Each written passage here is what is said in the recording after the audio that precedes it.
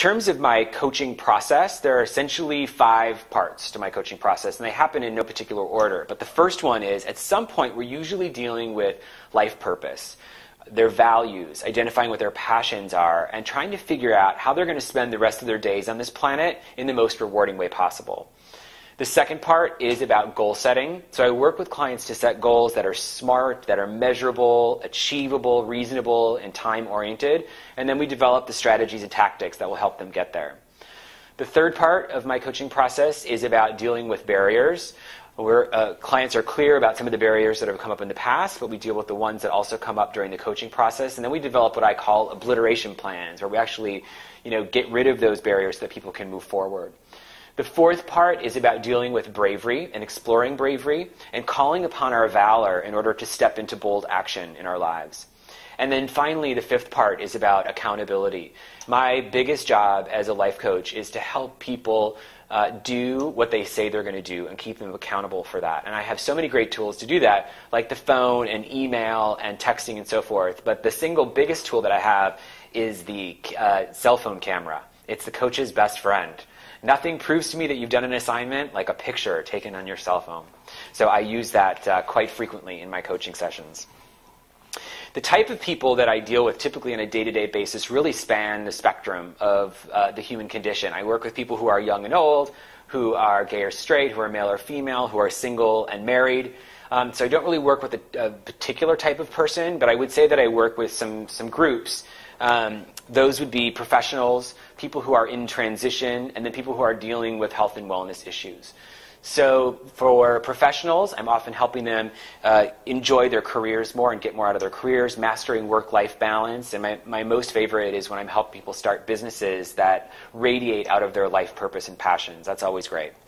With people who are in transition, my job is to help kind of minimize the pain and maximize the pleasure of the transition process. So whether someone's moving from single life to married life to single life, or from work life to retirement, whatever that may be, I work with them to maximize the pleasure in that process.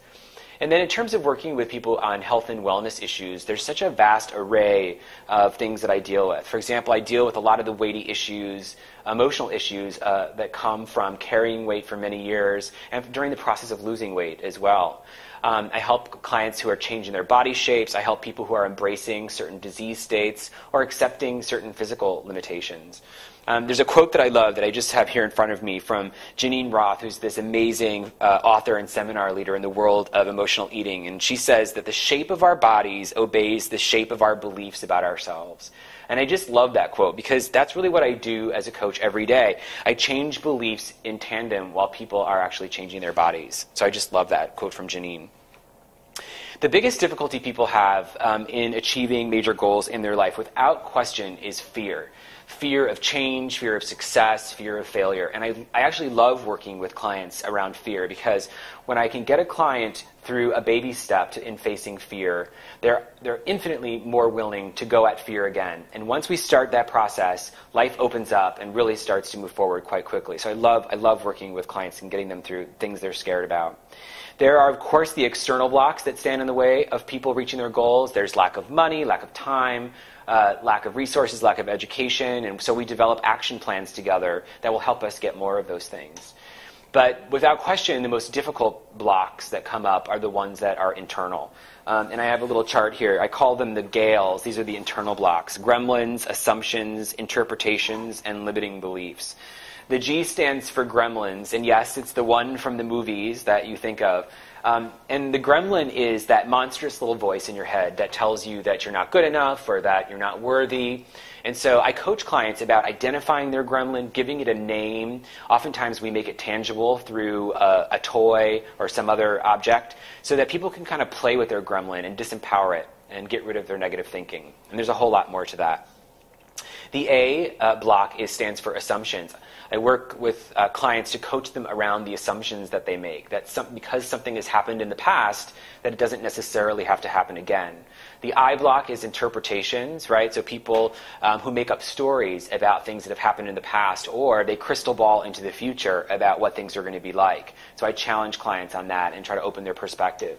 And then the L of Gale is limiting beliefs. And limiting beliefs are things that we as humans pick up as we're children about ourselves, about other people, and I work with them to break those limiting beliefs and have, again, a broader perspective about what's going on in the world. The three biggest mistakes that people make when they're going after their goals are what I call sparkling, hiding, and misguided adventures. So sparkling is when a client will bite off more than they can chew or go to a wild extreme when they set a goal. So for example, I have a client who will go on a 60-day juice feast but not have any support plan in place in order to do that. And so then inevitably they'll fail. And so I coach clients to build little action plans that have achievable little steps that also have little rewards built in through the process. That will actually help clients meet goals and combat sparkling. And the reason I call it sparkling is because it's like a sparkler on July 4th that burns hot and bright and then it fizzles out fast. The second mistake that people make is what I call hiding. This is when clients set goals and then they don't tell anybody that they've set a goal. So I'll have clients who have decided they're going to quit smoking, but they don't tell anybody, their family, their friends, their coach. And they don't tell them because they're afraid that if they fail that they're going to look bad. So when clients are setting goals, I always encourage them to share with as many people as possible, ask for support and celebration as they're going about reaching their goals. And then finally, the third mistake that people make in goals is what I call misguided adventures. And that is the client who has a goal, but upon further investigation, we discover that in fact it's not their goal.